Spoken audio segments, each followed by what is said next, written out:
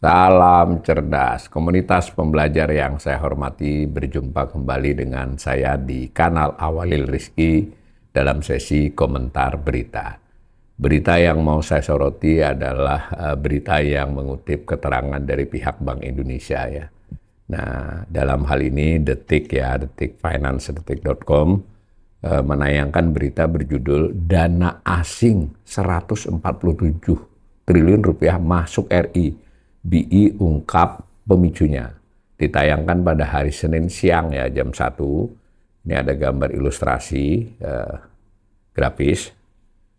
Kemudian beritanya begini, Bank Indonesia mengungkapkan aliran dana asing yang masuk tanah air cukup signifikan sepanjang Juni 2026. Kondisi itu terjadi usai suku bunga acuan BI Rate dinaikkan berturut-turut hingga level 5,75%. Ini informasi pokok yang disampaikan berita ini bersumber dari keterangan BI ya. Jadi dana asing masuk signifikan, terutama karena kenaikan BI Rate. Nah, dikutip ini Deputi Gubernur Senior BI, Destri Damayanti, jadi ini Gubernur Bank Indonesia, itu didampingi oleh beberapa deputi ya, salah satunya Bu Destri ini, mengatakan aliran dana asing yang masuk ke surat berharga negara SBN, jadi utang pemerintah, dan dana sekuritas rupiah Bank Indonesia SRBI mencapai 9 miliar dolar sepanjang Januari-Juni 2026. Nah, ini yang oleh berita diubah menjadi rupiah ya, tapi keterangan dari Bu Destri ini sebenarnya dolar. Dalam satu bulan di Juni telah terjadi inflow yang cukup signifikan, sehingga secara year to date, jadi to date itu dari 1 Januari ya hingga 26 Juni, inflow yang masuk untuk portofolio SBN dan SRBI 2 ya sudah mencapai 9 miliar dolar, kata Destri dalam konferensi pers di gedung DPR RI. Jadi yang menyampaikan Deputi Gubernur Bank Indonesia, tapi di gedung DPR RI, berarti ini setelah rapat ya dengan DPR. Menurut Destri, hal itu menunjukkan penguatan kepercayaan investor asing terhadap pasar keuangan Indonesia. Dia optimis dan asing akan terus mengalir ke instrumen keuangan dalam negeri. Tentunya confidence dari offshore di luar ya, akan tercermin dari confidence dari masyarakat kita di Indonesia. Ada hubungannya, kalau masyarakatnya juga harus confident, percaya dengan rupiah, percaya dengan sistem keuangan kita, maka yang offshore akan mengikuti. Kira-kira begitu ya dari Bu Destri ini. Tapi saya ingin sedikit komentari juga bahwa mudah-mudahan ini para pemirsa saya yang masih ada 1-2 kadang komentar yang mengutip dari tempat lain bahwa kita tidak butuh asing, kita antek asing. Lah, ini penjelasan resmi loh di gedung DPR oleh Deputi Gubernur Bank Indonesia. Jadi ya kita bangga kan, jadi bangga dana asing masuk, karena itu mencerminkan confident, kepercayaan asing kepada kita. Dalam hal ini tentu investor ya, investor itu bisa investor langsung, dan dalam konteks berita ini investor di pasar portofolio ya, di pasar saham dan obligasi. Nah, kasus yang diceritakan ini obligasi Bank Indonesia tuh namanya SRBI, obligasi pemerintah namanya SBN. Jadi saya kira berhentilah komentar-komentar yang aneh-aneh itu, bahwa ini sudah jelas kita dinyatakan butuh asing ya, dan senang, dan itu dianggap sebagai kepercayaan. Nah, saya baca lagi. Selanjutnya Destri menegaskan bahwa BI akan memastikan kecukupan likuiditas di pasar uang dalam negeri dengan memanfaatkan berbagai instrumen di bank sentral. Ini juga sebuah komitmen dari Bank Indonesia, disampaikan oleh Deputi, bahwa memang salah satu perbincangan ya adalah kok sepertinya perekonomian kita khususnya di pasar uang itu kekurangan likuiditas. Nah, ini BI sudah melakukan dan masih akan melakukan kebijakan-kebijakan yang menjaga likuiditas itu, jadi mengguyur lah kurang lebih, kan ada banyak instrumen moneternya. Termasuk kalau mungkin dari sisi netizen yang pakai bahasa awam, cetak duit itu pengertiannya dalam konteks kebijakan ya tidak mesti nyetak paid money ya, tidak mesti mencetak uang kertas, tapi bisa dalam bentuk kebijakan mengguyurkan likuiditas. Nah, ini disebutkan salah satunya keterangan dari Bu Destri ya. Operasi likuiditas BI tercatat telah mencapai 1.000 triliun hingga akhir Juni. Nah, meningkat tajam dari sebelumnya hanya 600 pada akhir Mei. Jadi bulan Juni ini memang likuiditas disuntik oleh BI. Nah, BI menyuntiknya dapat dari SRBI, kurang lebih begitu ya. Khusus itu untuk menjaga likuiditas agar tidak terjadi gejolak harga di pasar uang dan pasar falas kita, ujar Destri ya. Jadi seperti itu beritanya. Saya komentari sedikit ya. Selain tadi yang saya katakan bahwa Bu Destri sebagai Deputi Gubernur Bank Indonesia dan di DPR, berarti beliau setelah selesai rapat dengan Komisi 11 biasanya di DPR, memberi keterangan ya bahwa terjadi arus masuk. Tetapi saya menggarisbawahi yang disebut dengan arus masuk ini, yang disampaikan datanya adalah year to date. Jadi Januari sampai dengan Juni ya. Memang Juninya yang banyak masuk. Tapi kalau dilihat Januari sampai Mei, terutama Januari sampai April, itu sebetulnya outflow.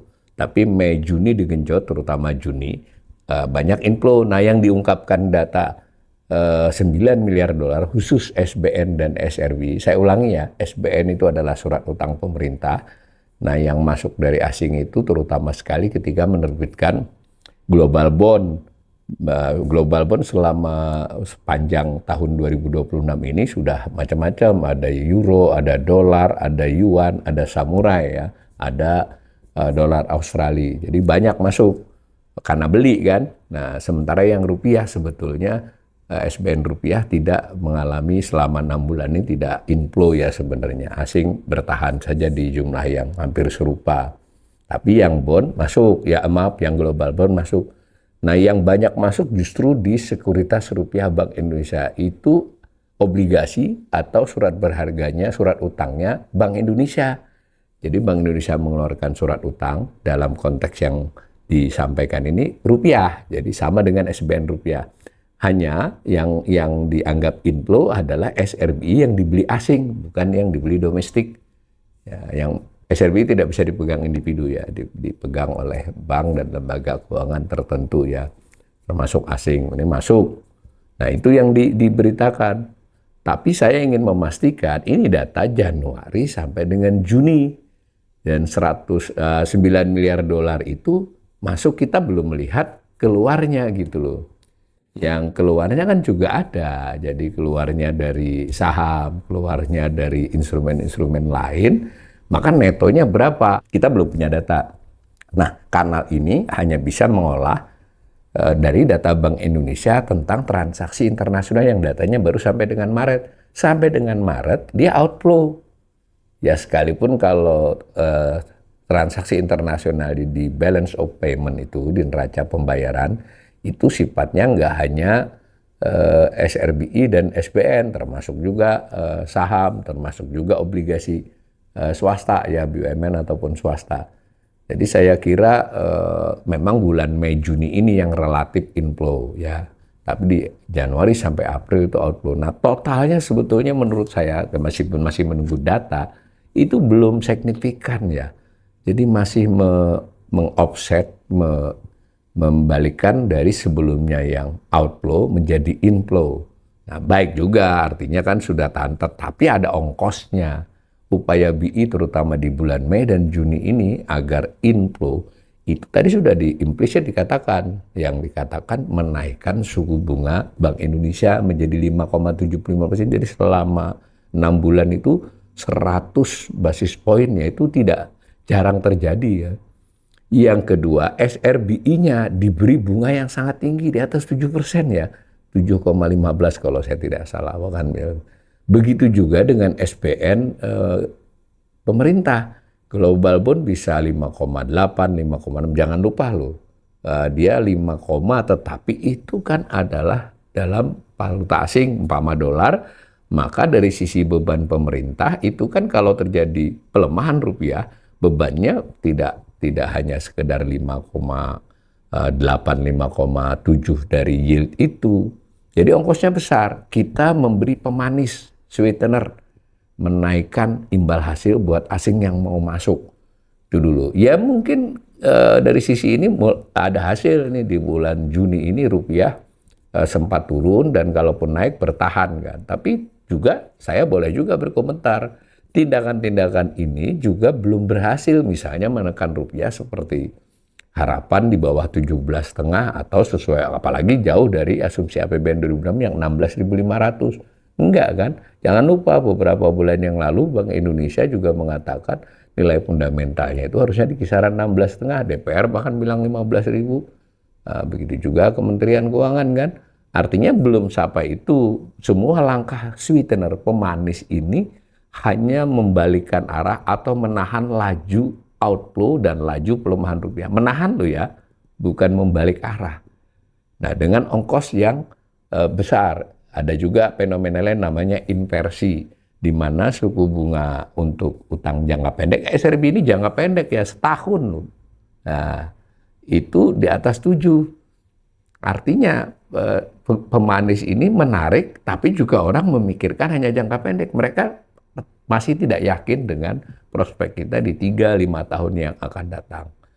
Nah, terlepas dari itu, saya tetap mengapresiasi bahwa BI sudah melakukan kebijakan dan tindakan. Tetapi ini masih perlu reformasi, perlu perbaikan di semua. Ya, mau di otoritas jasa keuangan, BI sendiri juga ya, dan semua berujung juga pada fiskal. Kalau pemerintah tidak memperbaiki fiskalnya, maka upaya pemanis dan upaya untuk mengobati beberapa aspek dari sisi industri keuangan ini tidak akan efektif dalam jangka setahun, apalagi menengah jangka panjang. Dan saya juga selalu mengingatkan otoritas, dalam hal ini Bank Indonesia ya, kalau memberi informasi ya, pertama mungkin persuasif harus ya, tidak menimbulkan kegoncangan, tetapi juga jangan menyamarkan terlalu jauh. Ini contoh saya contohkan tadi yang diomongi Januari sampai Juni, 26 Juni, inflow-nya tidak diperlihatkan, outflow-nya sehingga netonya berapa. Buktinya